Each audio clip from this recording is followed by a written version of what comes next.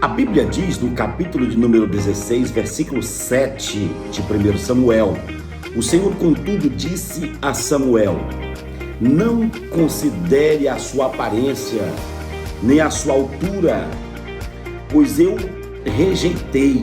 O Senhor não vê como vê o homem vê a aparência, mas o Senhor vê o coração. Esse texto foi exatamente o dia que Deus rejeitou Saul, o primeiro rei de Israel. Deus chama Samuel, que na época simultaneamente estava exercendo 3 funções: sacerdote, profeta e juiz sobre a nação de Israel. Deus chama Samuel e disse: desce a Belém, vá à casa de Jessé, o belemita. Eu tenho me provido um dos seus filhos, rei sobre Israel. Quem era ele? Quem era esse filho escolhido entre os filhos de Jessé, o belemita? Quem era ele? Era um homem formado? Era um homem de uma boa aparência? De um físico invejável? Quem era este filho de Jessé, o belemita, que foi escolhido por Deus para substituir o atual rei da nação de Israel, cujo nome era Saul? Quem era este moço, este jovem? Era Davi. Sim, Davi. Aquele que a Bíblia chama de um homem segundo o coração de Deus. Davi foi o homem segundo o coração de Deus, escolhido por Deus em meio a uma situação trágica que estava vivendo o seu povo, a nação de Israel. A Bíblia diz, meus amigos e meus irmãos, que Davi havia sido testado, provado pelo próprio Deus. Você quer ver quando foi que Deus testou a habilidade de Davi para a guerra, para a peleja? Foi exatamente quando Davi pastoreava o rebanho do seu pai, quando aquele urso sai freneticamente do mato e ataca uma das suas ovelhas. A Bíblia diz que Davi automaticamente lança a sua mão naquele urso e mata o urso. Dias posteriores, acontece algo semelhante, é que aparece um leão e ataca o rebanho de novo. Davi lança a sua mão sobre aquele leão e mata aquele leão, trazendo então livramento para o seu rebanho.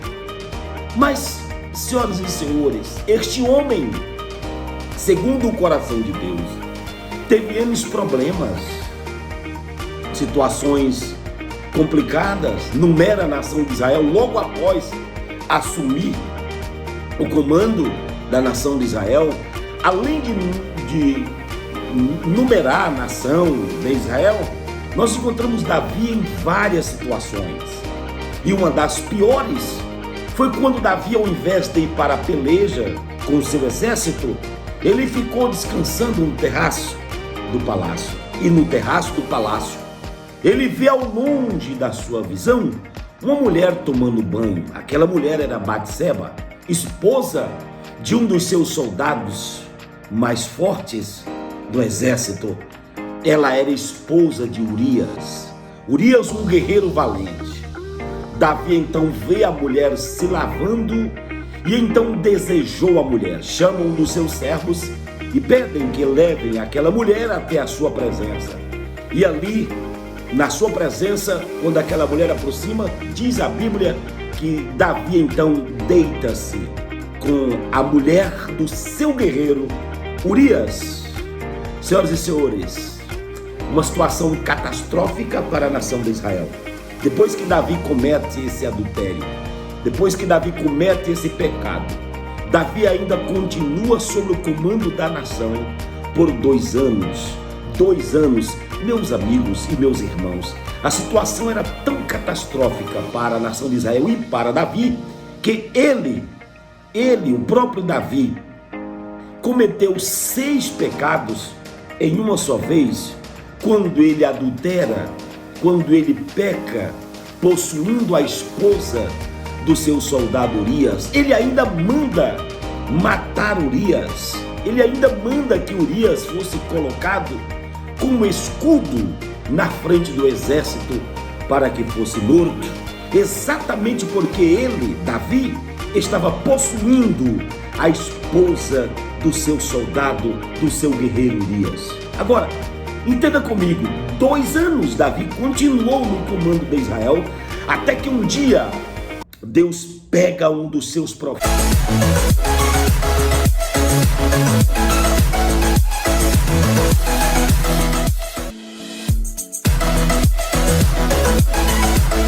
O problema que você está nesse momento atravessando é simplesmente, mais do que simplesmente, uma ponte. Que ponte?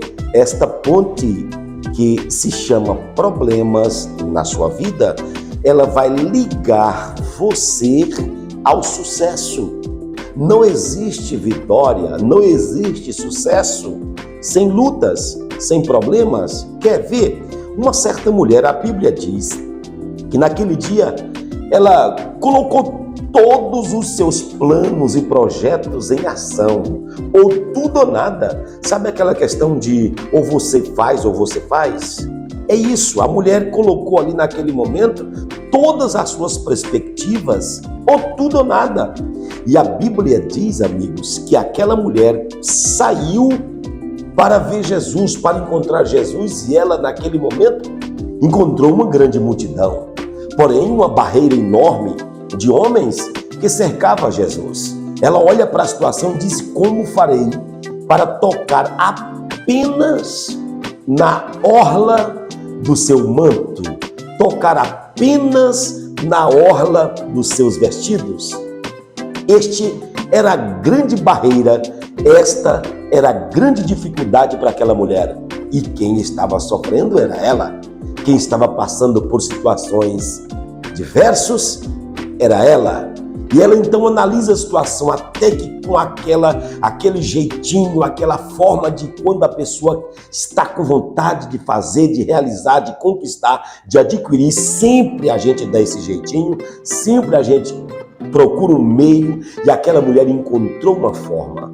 Como fazer para tocar apenas na orla das vestes de Jesus? Diz o texto que ela foi por trás de Jesus e tocou na orla das suas vestes. Quando aquela mulher toca na orla das vestes de Jesus, automaticamente a sua hemorragia estancou.